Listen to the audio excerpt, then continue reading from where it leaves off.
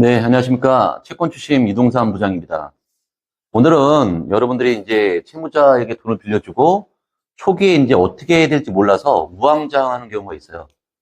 이럴 때는 이제 제가 23년을 일했기 때문에 초기 그 몇 개월이 정말 나중에 돈을 받을 수 있다 없다를 판가름하는 중요한 그 기간이거든요.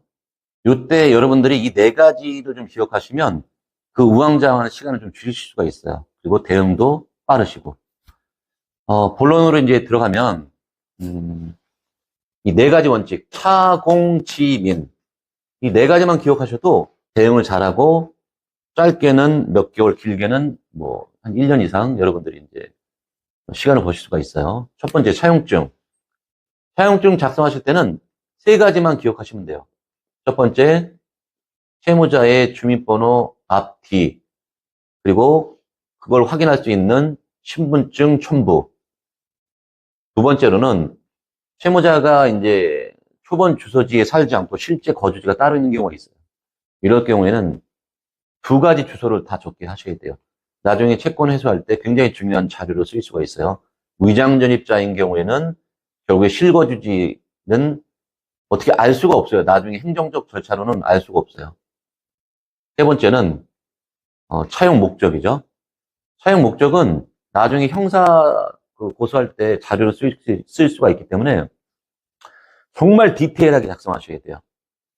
누구누구 둘째 아들의 무슨 병에 무슨 수술비, 아니면 뭐 채무자의 첫째 아들 누구누구 이름까지 써서 누구누구의 무슨 대학교 1학년 등록금 입학금 기타 기숙사비 등등등, 이렇게 자세하게 적을 필요가 있느냐고 할지 모를 정도로 자세하게 적으셔야 나중에 나를 기망해서 돈을 빌린 게 그걸로서 입증이 되고 채무자가 자필로 썼기 때문에 서면 자료로 사용할 수가 있어요. 그리고 차용증을 썼는데 돈을 안 준다. 그러면 채무자에게 내가 기다려줄 테니까 공증사무실 가서 공증을 좀 써달라고 요청해 보세요. 공증은 보통 돈을 빌려주고 공증 받는데 한 세 가지 경우가 있거든요. 금전소비대차계약 공정증서, 약소금 공정증서, 채무변제 준소비대차계약 공정증서. 이 세 가지인데 이걸 써놓고도 채무자 약속을 지키지 않으면 바로 지급명령의 결정문, 민사 판결문 똑같은 효력으로 집행할 수 있는 집행력이 주어지거든요.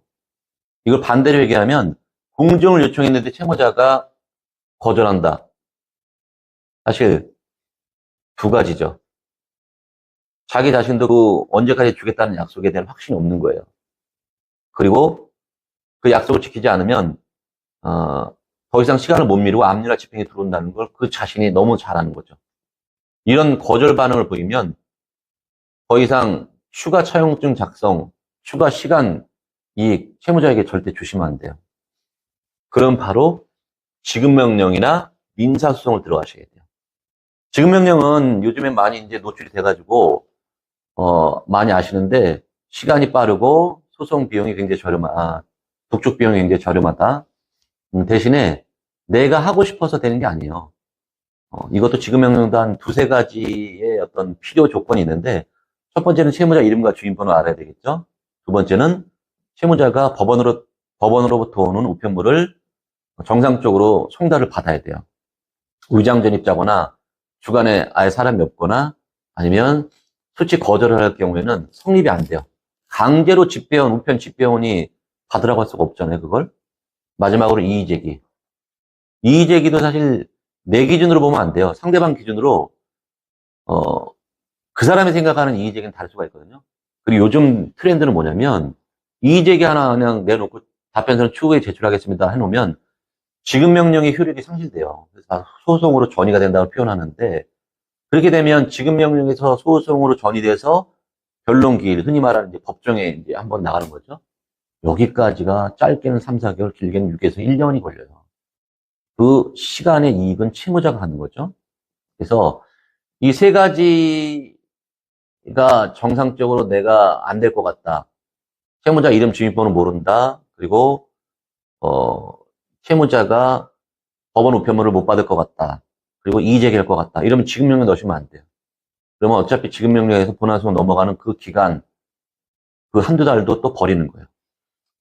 마지막으로 이제 민사소송 같은 경우에는 내가 채무자의 주민번호를 모르는 경우가 있어요. 계좌이체만 하고 연락을 안 받는 경우, 또는 현금으로 건네주고 별도의 채무자를 특정할 수 있는 어떤 정보가 부족한 경우, 아니면 위장전입자, 아니면 이제 이의제기 할 것 같은, 평소에도 이제 다툼이 있는 경우죠. 채권 금액이라든가, 뭐 이자 부분이라든가, 이런 경우에는 애초에 지급명령보다는 처음부터 그냥 민사소송 접수하시는 게 빠를 수가 있어요. 그래야 그 수개월의 어떤 기간을 단축시킬 수가 있는 거거든요. 여러분들은 여기까지 해서 마무리 해뒀다. 그러면 적어도 받는 건 둘째치고 내가 채무자에게 돈 받을 준비는 하고 계시는 거예요. 대응 방법을 숙지하시는 거고. 그럼 마지막으로 이제 정리해드리면 차공지민, 차용증, 공증, 지급명령, 민사소송. 차용증은 주민번호, 앞뒷번호, 그리고 주민등록증 첨부, 그리고 차용 목적 자세하게 기술한다. 공증은 요청해보고 공증을 거절할 경우에는 바로 지급명령이나 민사소송 접수한다. 지급명령은 채무자 주민번호를 알고 이의제기하지 않고 정상적으로 송달을 받아야 된다. 민사소송은 채무자 주민번호도 모르고 인적사항도 모르고 이의제기할 것 같을 때, 요때 접수하는 거라고 딱 생각하시면 여러분들이 훨씬 수월하게 돈 받을 준비를 하실 수가 있는 거예요. 네. 오늘은 이제 여기까지 말씀드렸고, 다음에는 이 문서들을 가지고 어떻게 활용하는지 그 부분에 대해서 이제 말씀드리겠습니다. 감사합니다.